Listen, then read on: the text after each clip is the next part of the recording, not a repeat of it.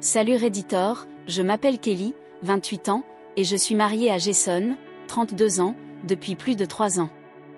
Je n'aurais jamais imaginé que je serais dans cette situation difficile, mais me voilà, déconcerté, blessé et confus. Mon mari paranoïaque, que j'aime et soutiens depuis des années, m'a accusé de tricherie et m'a envoyé des papiers de divorce. Je ne sais pas quoi faire et j'aurais vraiment besoin de conseils ou même simplement de mots d'encouragement. J'ai remarqué que, ces derniers mois, Jason s'est comporté de façon étrange. Il vérifie fréquemment mon téléphone, remet en question mes actions et invente des scénarios dans lesquels je pourrais le trahir. Au début, j'ai considéré son comportement comme du stress ou comme le produit d'influences extérieures, mais les choses ont vite dégénéré et il m'a rapidement accusé d'avoir une liaison. J'ai fait de mon mieux pour le rassurer sur ma fidélité et mon amour pour lui, mais sa paranoïa semble être plus forte que toute preuve ou logique que je propose. Je lui ai dit qu'il n'y avait personne d'autre dans ma vie. Ses soupçons quant à mon infidélité sont infondés, mais il semble déterminé à croire le contraire. Je comprends que j'aurais dû lui donner suffisamment de raisons de douter de mon honnêteté, je l'ai trompé une fois, mais c'était il y a longtemps, et il ne peut plus m'en vouloir maintenant. Après tout, nous sommes tous humains et nous apprenons de nos erreurs. J'étais jeune et insouciant à l'époque, et je n'accordais pas autant d'importance à notre relation qu'aujourd'hui. Vous ne pouvez pas m'en vouloir de m'excuser et d'avoir reconnu mon erreur. Je m'en veux pour mon comportement et j'ai essayé de me racheter depuis, tout cela au nom d'être une épouse loyale et aimante. Pas un seul jour ne s'est écoulé depuis que je les ai suppliés de cesser d'être infidèles. Depuis que j'ai appris à mes dépens l'importance de s'engager pleinement dans une relation, je comprends parfaitement son point de vue. Il n'y a pas si longtemps, nous avons parlé de la façon dont il pourrait être prêt à me pardonner et à me faire confiance pour aller de l'avant après que l'affaire soit devenue publique. Je n'ai jamais envisagé d'avoir un autre homme dans ma vie et je ne sais pas comment le convaincre qu'il n'y a jamais eu d'infidélité. Je sentais son scepticisme et son incertitude compte tenu des circonstances, mais cela devenait un peu trop difficile de devoir sans cesse expliquer mes intentions et défendre mes choix. La nécessité de justifier chaque conversation que j'avais avec des personnes spécifiques devenait de plus en plus lourde. Nous nous sommes assis et avons eu une conversation profonde et significative sur la façon dont je ne répéterai pas les mêmes vieilles erreurs. Même erreur, et j'apprécie vraiment cette relation. Je pensais que nous avions eu une conversation très ouverte et il était prêt à admettre qu'il avait réagi de manière excessive et qu'il m'avait entièrement fait confiance. Puis, tout d'un coup, je me suis réveillée et j'ai reçu les papiers du divorce. Comment a-t-il pu me faire ça après tout ce dont nous avions discuté, tout en m'avouant à quel point? J'ai tenté de demander l'aide d'un professionnel en suggérant des séances de counseling de couple ou de thérapie pour nous deux, mais il n'a pas voulu y participer, affirmant que ce serait une perte de temps et d'argent. Tout récemment, tout allait bien pour nous. Notre relation a eu des conséquences néfastes à cause de ces montagnes russes émotionnelles. Je lui ai même révélé mes vrais sentiments il y a à peine 2 jours. Les choses revenaient à la normale pour nous et nous nous rapprochions du stade de devenir un couple heureux et marié. Puis, à l'improviste, Jason m'a remis les papiers du divorce. J'ai été choquée, dévastée et trahie, cela fait mal non seulement qu'il m'ait accusé de certaines choses, mais aussi qu'il prenne des mesures aussi drastiques sans même essayer de résoudre le conflit à l'amiable. Je ne peux m'empêcher de me demander si j'étais vraiment inconscient des signes avant-coureurs, ou si j'ai raté des indications du déclin de notre relation. Je vous contacte Reddit pour obtenir des conseils et du soutien. Quelqu'un d'autre a-t-il vécu quelque chose de similaire? Comment avez-vous fait face? Puis-je faire autre chose pour sauver notre mariage? Ou devrais-je commencer à me préparer à la perspective d'un divorce? Je sais que c'est une question complexe et j'ai hâte d'entendre vos réflexions sur la réparation de notre mariage. Veuillez comprendre que je ne recherche pas de jugement ou de moquerie, mais plutôt de véritables conseils et compréhension de la part de personnes qui ont été dans une situation similaire ou qui ont des connaissances dans ce domaine. Je vous suis reconnaissant d'avoir consacré du temps à lire mon histoire et je serai reconnaissant pour toute l'aide que vous pourrez apporter en cette période difficile. TLDDRR, mon mari m'a récemment remis des papiers de divorce et je me sens déconcertée et blessée, je recherche des conseils et du soutien. J'ai essayé de le contacter afin d'avoir une conversation sur l'évolution de notre relation, mais il n'est clairement pas assez sérieux pour m'envoyer des papiers de divorce et s'attendre à ce que je les signe sans en discuter au préalable. J'avoue que j'ai déjà fait des erreurs, mais cette fois, j'ai fait tout ce que je pouvais pour transformer notre relation en une force pour nous deux. J'ai également remarqué qu'il s'efforçait activement d'éviter tout. Je lui ai envoyé un SMS lui demandant de me parler une dernière fois afin que nous puissions tous les deux obtenir la clôture si nous voulons mettre fin à notre relation. C'était une demande légitime, et il m'a éludé chaque jour pour éviter la conversation. Je n'ai jamais rencontré quelqu'un d'aussi paranoïaque, incapable de faire confiance à son propre instinct. J'ai décidé de faire un dernier essai avant d'abandonner. Il était crucial pour nous deux de parvenir à une résolution avant de pouvoir continuer notre vie. Étonnamment, il s'est rendu compte qu'il serait préférable que nous ayons une conversation avant de décider de nous séparer. Après l'avoir contacté, nous nous sommes rencontrés pour discuter des papiers de divorce qu'il avait envoyés. J'étais en colère contre sa réaction parce qu'il n'y avait aucune liaison, aucune preuve et aucune raison pour qu'il agisse de cette façon. J'ai essayé de rester calme et patient tout au long de notre conversation. Je me suis approché de lui et lui ai demandé pourquoi il pensait que j'avais une liaison. Je veux dire, je n'ai rien fait qui puisse le contrarier ou lui donner une mauvaise idée. Il n'a pas vraiment expliqué quoi que ce soit, juste qu'il sait et sent que j'ai une liaison et qu'il veut juste en finir. Ses réponses ne m'aidaient pas beaucoup non plus. Je ne pourrais pas supporter d'avoir cette conversation seule s'il n'était là que pour le spectacle. J'étais frustrée, alors je lui ai finalement dit que c'était la goutte d'eau qui faisait déborder le vase.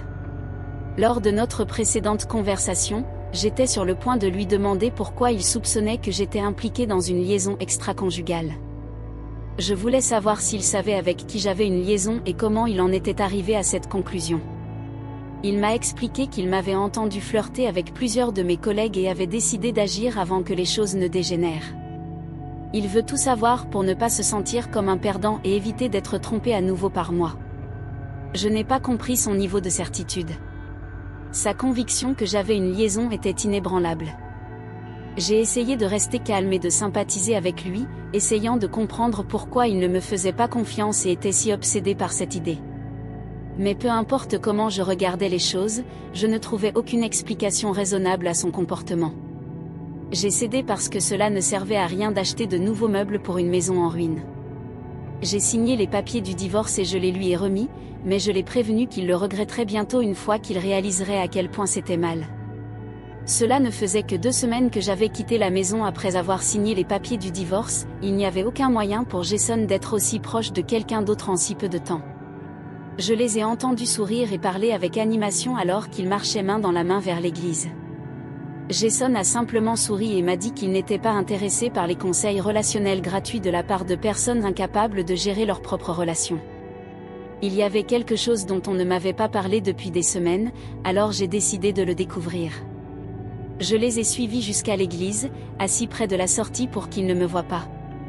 Je les ai suivis toute la journée dans ma quête pour comprendre pourquoi Jason insistait tant pour divorcer sans préavis. Raison valable.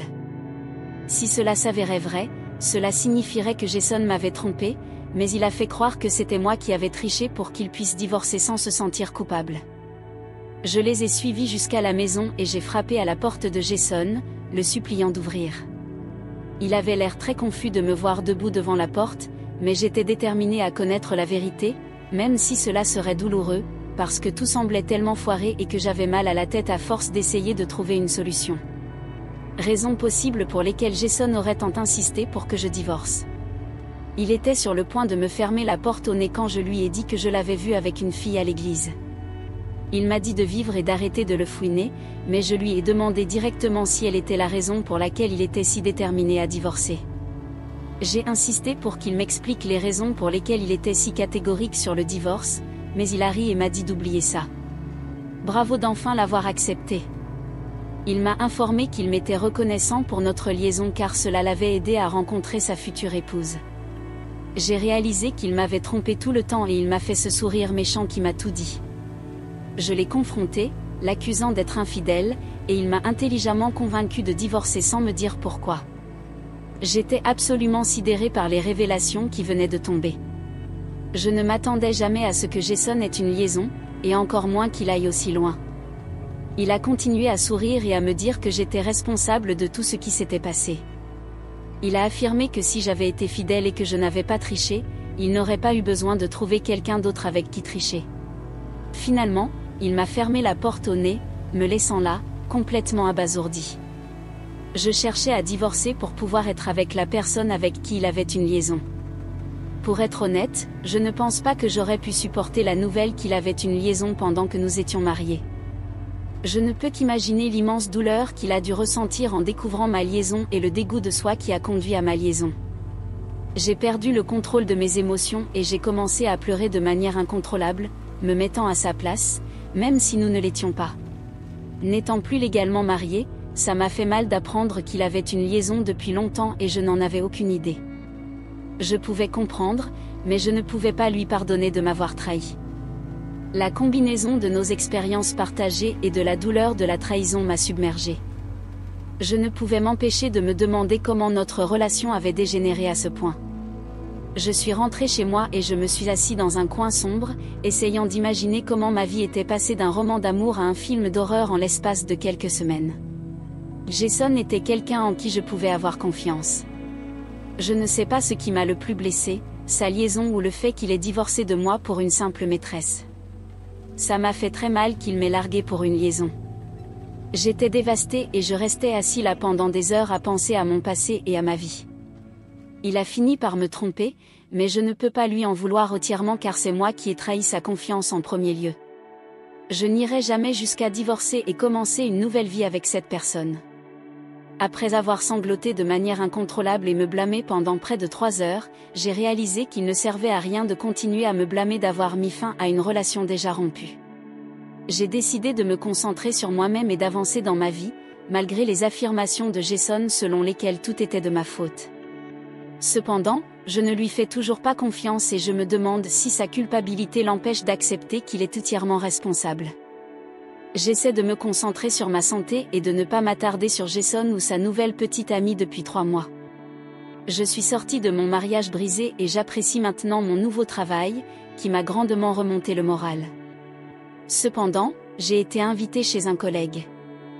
Mariage, et même si je ne la connaissais pas vraiment, elle semblait incroyablement heureuse et parlait constamment de combien elle aimait son fiancé. Elle est venue quelques jours avant le mariage et a personnellement remis les invitations qu'elle avait préparées pour tous les invités. Je pensais que c'était un geste vraiment doux. J'ai mis la carte dans mon sac parce que j'étais encore occupée par beaucoup de travail pour apprendre et me préparer pour le grand jour. Je l'aimais et je tenais à elle, mais je voulais qu'elle soit aussi excitée que possible parce que c'était son grand jour. Alors je suis rentrée chez moi, j'ai siroté mon café, puis je me suis souvenue de l'invitation. C'était tellement mignon. La personne qui l'a réalisé a clairement mis beaucoup de réflexion et d'effort. En l'ouvrant pour regarder les détails, j'ai remarqué le nom du marié. Je me demandais si c'était juste une coïncidence s'il y avait un autre Jason portant le même nom de famille, ou si c'était réellement lui. Dans ma panique, l'invitation m'est tombée des mains. J'ai attrapé frénétiquement mon. J'ai sorti mon téléphone et j'ai commencé à la chercher sur Instagram. J'ai commencé à faire défiler toutes ses photos, dans l'espoir d'en trouver une avec son fiancé, qui aurait pu être le Jason avec qui j'étais mariée. Mais il n'y en avait pas. J'ai senti une vague d'anxiété m'envahir et je ne pouvais rien faire. Pour une raison quelconque, j'ai revécu les moments où je me cachais dans un coin sombre et pleurais à cause de la trahison de Jason. J'avais pensé que j'avais tourné la page, oublié sa liaison. J'ai continué et... Je suis allée à la mine le lendemain pour savoir avec qui Isabelle allait se marier. Comme je n'étais pas très proche d'elle, je ne me sentais pas à l'aise de l'approcher directement, alors j'ai pensé que j'allais demander autour de moi pour voir si quelqu'un savait quelque chose sur le marié. J'ai tenté ma chance pendant le déjeuner et j'ai demandé à tout le monde s'ils connaissaient le fiancé d'Isabella et s'ils allaient au mariage. Une personne a dit qu'il l'avait vu 1 ou 2 fois lorsqu'il était venu chercher Isabelle, mais personne n'avait de photos. Donc je suis restée perplexe quant à savoir si mes soupçons étaient justifiés ou si mon intuition était correcte. Il ne restait qu'1 semaine avant le mariage et je n'avais toujours pas compris comment Jason pourrait être heureux après m'avoir trompée et épousé Isabelle. Je n'arrivais pas à décider si je devais y assister et en être témoin par moi-même ou si je devais quitter Jason, qui, à mon avis, n'était pas apte à épouser une fille aussi adorable. Peu importe qu'Isabelle ait 8 ans de moins que lui, mais je ne voulais toujours pas le voir avec quelqu'un d'aussi jeune et attirant. J'ai décidé d'assister au mariage pour voir par moi-même si c'était Jason ou quelqu'un d'autre qui épousait Isabelle. Je me suis assurée d'être à mon meilleur parce que je ne voulais pas qu'il se sente coupable de ses erreurs passées. J'ai rencontré des collègues et je suis entrée.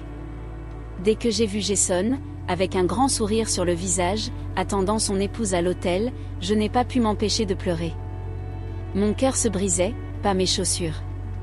Je ne pouvais pas supporter de voir Jason épouser une autre femme sous mes yeux, alors je me suis saoulée à mort à la maison.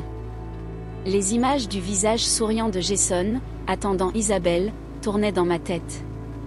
J'avais éteint mon téléphone car tout le monde m'appelait pour savoir pourquoi j'étais partie avant la cérémonie, mais je ne pouvais pas leur dire la vérité. Alors j'ai fait semblant d'être malade. Cela fait 1 mois depuis le mariage de Jason et Isabelle, mais mon chagrin ne s'est pas apaisé. Je vais au travail en me sentant très léthargique. Je rentre à la maison et je bois pour moi.